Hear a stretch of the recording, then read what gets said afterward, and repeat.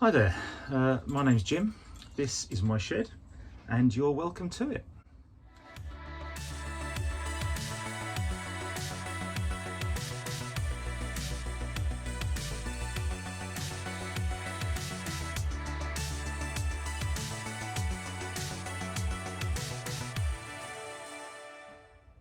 And we're on to Gearbox part 2. So I'm going to just quickly skip over the last few steps getting the gearbox together. I couldn't put the end cover on properly because I wanted to run out of RTV, get a new pot of that, but I can't imagine anyone will really miss seeing me stick an end cover back on. And then once the gearbox is together, I'm going to do that little session going over power bands and gear ratios and things like that. So enjoy. Now, freely admit I've jumped ahead a step here because trying to put these in was a bit fiddly, and every time I tried to do it on camera it absolutely refused to go together. So I thought, no, I'll just get it together. It's in, they're in, selectors are in, and now I need just to put the shaft back in and we're good to go. So let's carry on.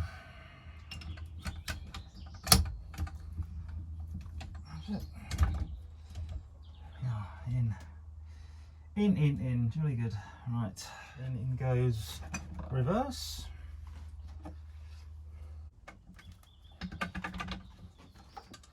Now this is a little black plastic trough that I think is supposed to feed oil into the 5th gear case. On machine faces like these that don't use any gaskets or anything, I like to use well seal. Other people have got their own preferences, but I've never had any problems with this stuff. Used it on all sorts of engines and all sorts of builds, and it's great stuff. So just a thin smear.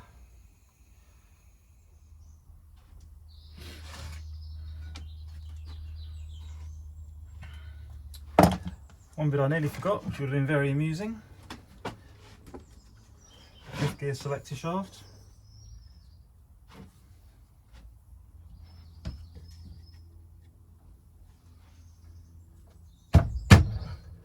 Well, that went together much too easily. Definitely going to be something wrong there, definitely. There's no way that went together that easily. Right. And once this casing's bolted down, just have a look around the joint to make sure there's well seal squeezing out everywhere and you've got a proper seal.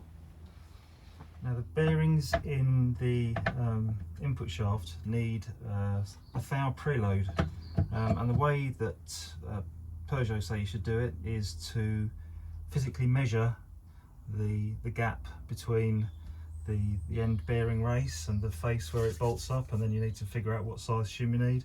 But I think the chance of measuring 3 dimensions with a pair of verniers and a depth gauge and getting within a thou every time is virtually 0. So I've put the bearing in with no shims, and I'm going to physically measure the end float on this shaft with a dial gauge, and then we can figure out from there what size shim I'm going to need. We've got about 55 thou end float there, so I need something like a 54 thou. No, I don't. I need a 56 thou shim to give about a thou preload. Oh, 56, 56. Yeah, I think that's going to be, I think that one's going to be perfect. So I was that lucky. This is where our shim goes, underneath the ball race in here. Just sits in there like that. And make sure I've got plenty of grease on this lid. I did grease it before I put it together, but no harm putting a bit more. Make sure there's plenty in there, so that's not going to pick up. I know that was another big jump, but my battery died and I lost recording putting the 5th gear on. So here I'm just torquing up the 2 main nuts on the shafts. I think they're about 45 foot-pounds from memory. I'm just going to put this on loosely for now. I don't think anyone's going to miss anything by not seeing me put some sealant on this face. So just pop that on. A couple of screws hold it in place till I do that properly. So first of all, we need to bolt our ring gear onto our slipper.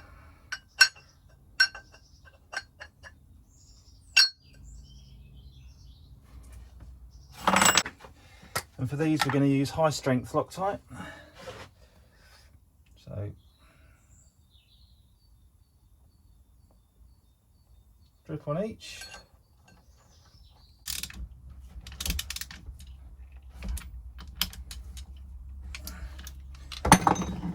And these are done up to about 50 foot-pounds.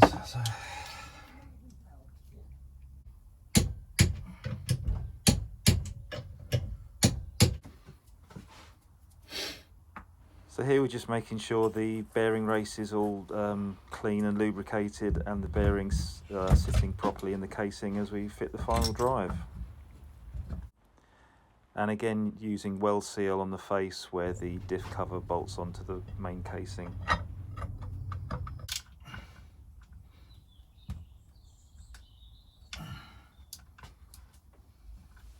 Now set the end float on this, on the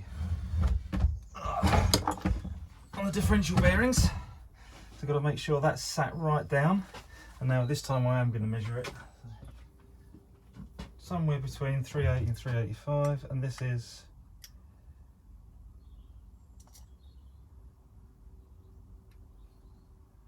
386. 390. So that's going to give us between 2 thou and 2 and 4 thou, which I think is spot on for this.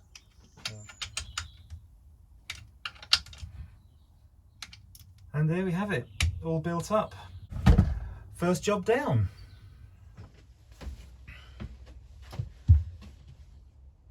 And now the bit you've all been waiting for, we're going to go over power bands, how they interact with gear ratios, and we're going to work out the gearing that I've got with my setup.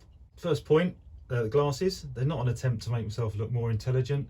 It just caught me at a crossroads in my life where I now need glasses, so I'm just getting used to a new pair of varifocals. So they'll be a regular fixture from now on, or they should be if I remember to wear them. Right, engines. I know we talk about an engine's power output, but it's more helpful to think of an engine producing torque.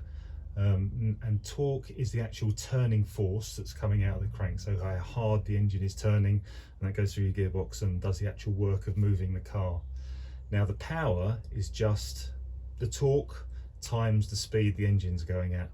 So that will explain why competition engines spin so much faster than road car engines. So just say your engine produces maximum power at 6,000 RPM. If you can produce the same torque at 12,000 RPM, you'll make twice as much power. And if you can produce that same torque at 18,000 RPM, you'll produce 3 times as much power. So you'll see, so your Formula 1 engine produces basically the same torque as your standard engine. It just does it at much higher RPM, so you get much more power. We're not going to go into that. We're not talking Formula 1 now, so we won't go too far into that. If we draw a power curve of a typical car engine, on this axis we'll have power, and we're doing this in old money, so I don't do anything in metric, not with this, not regards this anyway. So we've got horsepower and torque in pounds-feet of torque. So the numbers generally come out about the same for engines working the rev range that we're working in, so you can put them on the same axis. And then along here we'll have engine speed, so that's RPM. And the torque that your engine makes will start at a low figure somewhere, go up to a peak, and then tail off at higher revs. So it'll start low here, go up to a peak, and then tail off, something like that. It won't look exactly that smooth, but this is just to illustrate the point.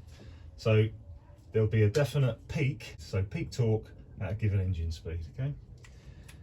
Now, as we said, the power is just the torque times the engine speed, and the power curve. So start somewhere down here, come up, something like that. Just needs to carry on because obviously that can't go further than that. And then we have peak power here. And the difference between your peak power and your peak torque, the RPM of each, that is called your power band. So when we say an engine's dropped out of its power band, it means you've changed gear, the engine revs have dropped, and you've dropped into this part of the torque curve, and the engine's struggling to accelerate the car. Now you notice the curves cross at a certain speed, and that speed will always be, as long as we're in horsepower and pounds-feet of torque, that will always be 5252 RPM, always the same number. That's purely a trick of maths. Goes back to the early days of the Industrial Revolution, when James Watt was trying to sell his steam engines to pit owners and things like that, where they were using horses to move things around, and he had to say, my steam engine will do the work of 10 horses or whatever it might be. So he figured out, did some measurements, actually overestimated a little bit, but he figured out that a horse could lift 33,000 pounds, so about 15 tons, height of 1 foot in 1 minute. So if you're doing that amount of work, if you're lifting 15 tons 1 foot in 1 minute, you're producing 1 horsepower of output. So when you go through the maths using that 33,000 pounds, going through pounds-feet of torque, you just end up with 33,000 divided by 2 pi, which gives you this 5252. So if the curves don't cross at that figure, someone's pulling a fast one and they've done something to the torque curves. Now how these interact with gearing, I'm not going to go into full tractive effort curves and things like that. I'm just going to do a basic gear ratio curve. But what we need to draw is another graph.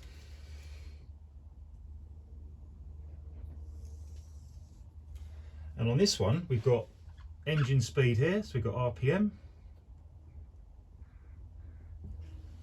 And we're plotting the difference for the ratio you need for different RPM to give you different vehicle speeds. So on this one, we've got speed. And the first thing we're going to draw is our peak power RPM. So our peak power RPM, somewhere here, just give you a line along there. So that anything on that line is peak power. And we're also going to draw in here peak torque, whatever RPM that is. And that's our peak torque RPM on this line here. Now for a given power output, a car will have a given top speed. A vehicle's top speed is basically determined by how much drag it's got. So a given number of horsepower will give you a theoretical maximum top speed. So we may be aiming to get the car to go as fast as it will, as fast as it wants. So you'll want the engine to be going at peak power RPM at peak speed. So if this is the top speed that we want, we decided we want X, doesn't matter what the number is. We'll see that we want that speed at that RPM to hit max power at maximum speed, and then we'll need a certain ratio between the speed the engine's doing and the speed the wheels are doing. Because obviously for a given tyre to go this fast, that tyre is going to need to be turning at a certain speed, so that'll be a certain number of RPM. The engine's doing a certain number of RPM, and the ratio between those two is our gear ratio. So that'll be the gearbox ratio and the final drive combined. But if we draw if we draw that line on here, you'll see that if the engine stops, doesn't matter what gear you're in, if the engine's not turning, the car's not moving. So this line, this gear ratio line, will always start to 0. So we'll go, so this fifth gear, so our top gear, oh, terrible line, sorry. That's better.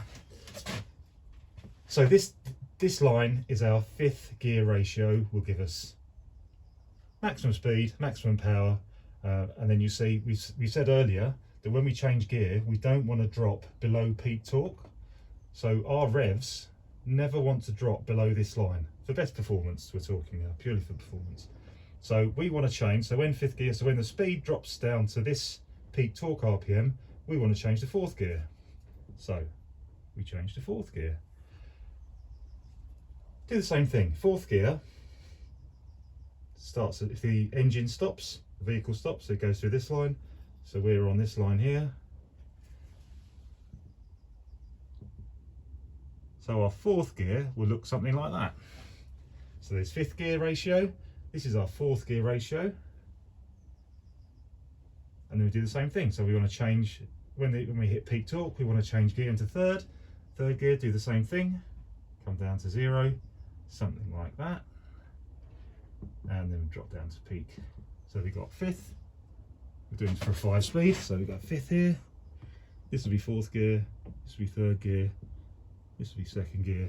So do it one more time, and there's 1st gear. So that's our 1st gear point there, and that's our 1st gear line. And obviously 1st gear is the one that's going to have to accelerate us.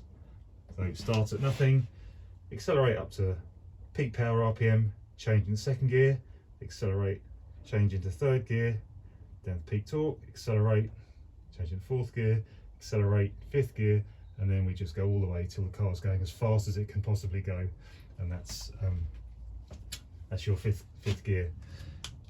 Now there are other considerations. Your top speed, you may not, if you're doing it for competition or you're on a track or something, you won't want the theoretical maximum top speed because the main straight may not be long enough for you to get to that top speed. So then you'd say, okay, I expect to get to X speed, so 100 miles an hour at the end of the straight, whatever the number is. You would then change your final drive ratio, so this then becomes 100 miles an hour. The drops stay the same, so this curve always stays the same. So you always get, when you change from 5th gear at maximum power, you'll drop onto 4th gear maximum torque, or other way around, 4th gear maximum power, you'll drop on the 5th gear maximum torque. So the speed is determined by your final drive. Your gear ratios are determined by how big your engine power band is. Now this is purely ideal. When a manufacturer decides on what gear ratios, he's got all sorts of other considerations. He needs to get a heavily laden vehicle towing a trailer up a 1 in 3 slope. So his 1st gear, that 1st gear might be far too high to be able to do that. So the manufacturer's 1st gear will generally be a lot lower than that. And this 5th gear will not give you relaxed cruising at motorway speeds and good fuel economy. So we generally have a much higher 5th gear. So all these ratios will be further apart, as you'll see that when you change gear, you'll be dropping it out of the power band. So performance would be less than ideal, but as I say, manufacturers got other priorities. So when you fit your straight cut close ratio drive, you generally find that you end up with a really tall 1st gear, much taller than you're used to driving in normal gears, because that 1st gear doesn't need to do the towing up steep inclines, anything like that, and it can purely be geared to give you this ideal speed drop in between each gear change. And as I said, the ratio we're talking about is the ratio of the speed of the wheels. Basically, your given tyre needs to go a certain speed to go at, your given tyre needs to turn at a certain RPM to give a certain speed. Your engine's going at a certain RPM, and the ratio between those two numbers is your gear ratio. Okay? Now I hope that's clear. I've probably just muddied the water and confused everyone hugely. So as always, any questions, any clarifications you want, we can go into that later. But now I'm going to look at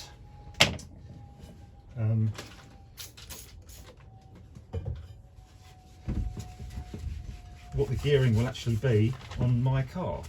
Okay, so when you go online, you can generally find all sorts of things, depending what you're looking for. But in this case, I'm talking about quarter mile estimates of quarter mile performance.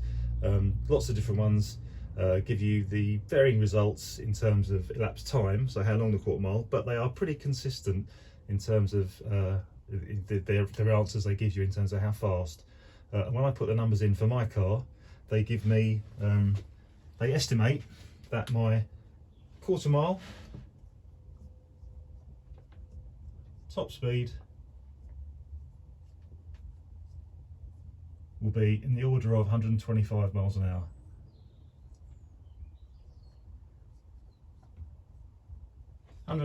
Miles an hour. So we are aiming for 125 miles an hour. Remember I said in the previous, when we were talking about gear ratios, that for a given tyre, that tyre needs to be going at a certain speed. So the tyres I'm going to use are 205 50/15s.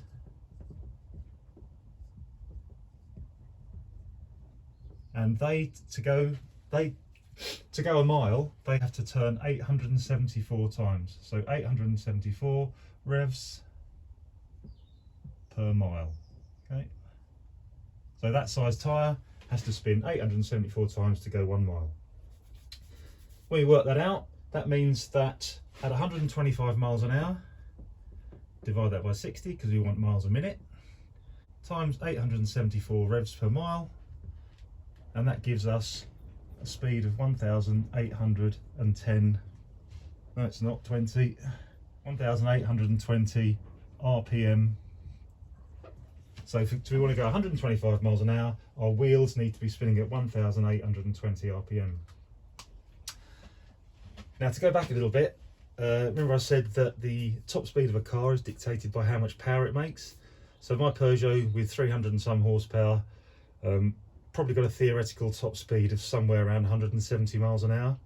So 125 is going to be very easy with given power. So what we can do is gear it so that at maximum engine revs we're doing this 125 miles an hour. So we're gearing the car as low as possible to get the maximum acceleration and still be able to hit that 125 miles an hour at the end of the quarter mile, even though as we looked at the power curve before, where the power dropped off after peak, even though we won't be at peak power, but the engine will still easily be producing enough power to go 125, given that our top speed is theoretical top speed is something like 170, so we'll easily do 125. So even though the power's dropped off the top of the power curve, we can aim for maximum engine RPM at 125 miles an hour. Now, given that I'm going with the standard bottom end, all standard components, I reckon our maximum is going to be something like 7,500 revs.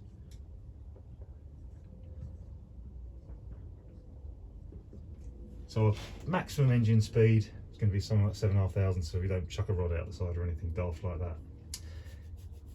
The gearbox, the 5th gear ratio, so the top gear ratio in our gearbox is 0.86 to 1. And that means that at 7,500 RPM, we divide that by the 5th gear ratio, 0.86 to 1, and it means at maximum RPM in 5th gear, the speed coming out of our gearbox is 8,710 RPM. So the final drive we need in order to do 125 miles an hour, peak revs at the end of the straight, is the ratio between these two, which is 8,710 divided by 1,820, which is 4.78 to 1. So the ideal final drive ratio for this car, 4.78 to 1. Now that final drive I found in the first gearbox I stripped had a 81 tooth crown wheel and a 17 tooth pinion, which gives us a final drive ratio of 4.76. So near as damn it, exactly right for the ideal quarter mile. Now a lot of people are going to point out that that's going to be horrible to drive on the road because it's going to be far too low geared, but as I say, I'm not building it as a tourer. It's just a bit of fun, and this will be certainly fun to drive. So there you are. Wasn't that interesting? The existing engine's gone, got picked up yesterday. Didn't get as much for it as I wanted, and I don't suppose we ever do, but it did go to a very nice chap, so I'm happy that it's gone to a home and it will be well used, I'm sure, and it's given us a little bit of a float to get on with some of the other jobs we need to. I've got to finish stripping out the engine bay, and then I've got to get on with stripping the interior, and I've somehow got to figure out how I'm going to get the door off with the absolute lack of room that I've got. I've got to somehow try and punch out the door pins. No room at all, but I'm sure I'll figure that out. Anyway, enough for today. Good health, and see you soon. Cheers.